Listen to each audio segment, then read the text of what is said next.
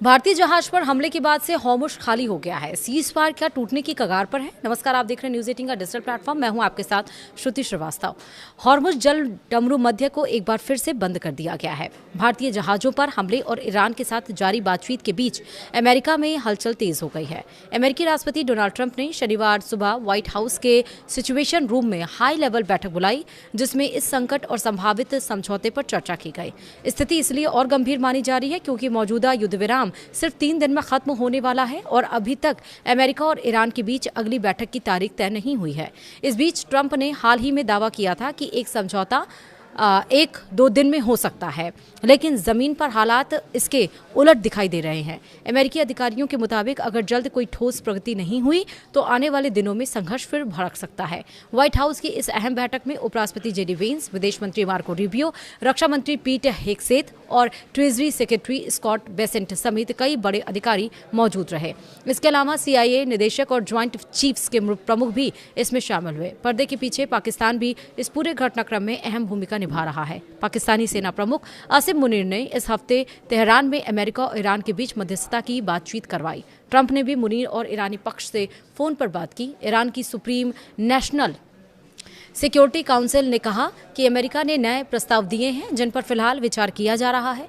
बातचीत का केंद्र ईरान का परमाणु कार्यक्रम और यूरेनियम भंडार बना हुआ है। दोनों पक्ष इस मुद्दे पर कुछ हद तक करीब आए थे, लेकिन हॉर्मुज़ में अचानक बढ़े तनाव ने हालात को फिर से उलझा दिया है। ट्रंप ने साफ कहा है कि ईरान ब्लैकमेल नहीं कर सकता और अगर समझौता नहीं हुआ तो हालात फिर बिगड़ सकते हैं।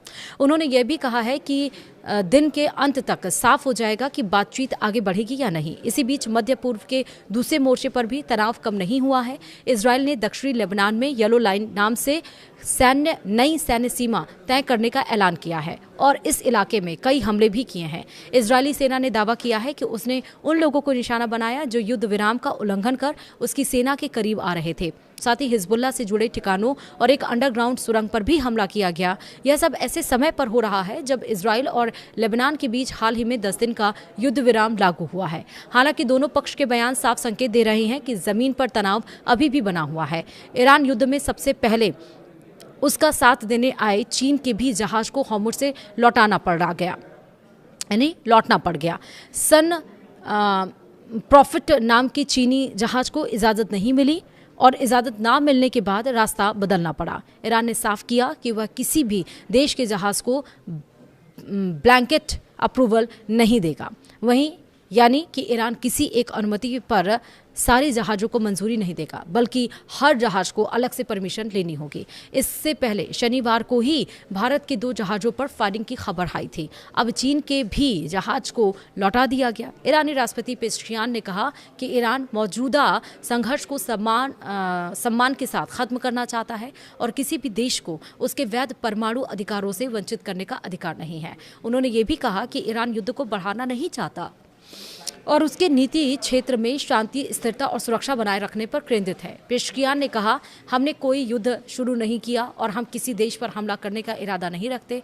हम केवल आत्मरक्षा का अधिकार इस्तेमाल कर रहे हैं। इजरायली डिफेंस फोर्स ने दावा किया है कि सीज़फायर लागू होने से ठीक पहले लेबनान में बड़ा सैन्य अभियान चलाया गया। सेना के मुताबिक इस दरमियान हिजबुल्लाह ने 150 से ज्यादा लड़ाकों को मार गिराया है और करीब 300 सैन्य ठिकानों को निशाना बनाया गया। वहीं IDF ने बताया कि इन हमलों में लॉन्चर, मुख्यालय और हथियारों के भंडार को तबाह किया गया।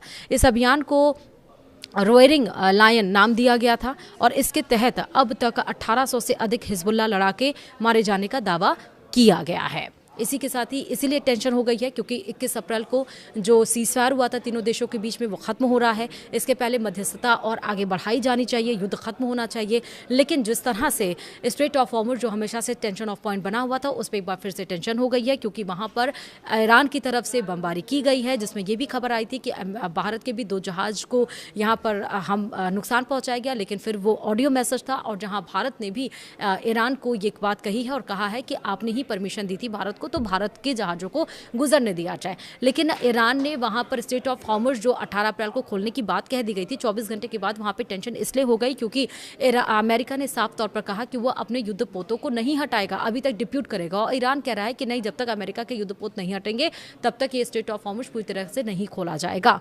यानी कि कुल मिलाकर ये कि सीज़फायर ज़रूर है लेकिन टेंशन बरकरार है। सबकी उम्मीदें ये भी हैं कि ये युद्ध खत्म होना चाहिए, लेकिन जब तक बातचीत नहीं होगी युद्ध खत्म नहीं हो सकता।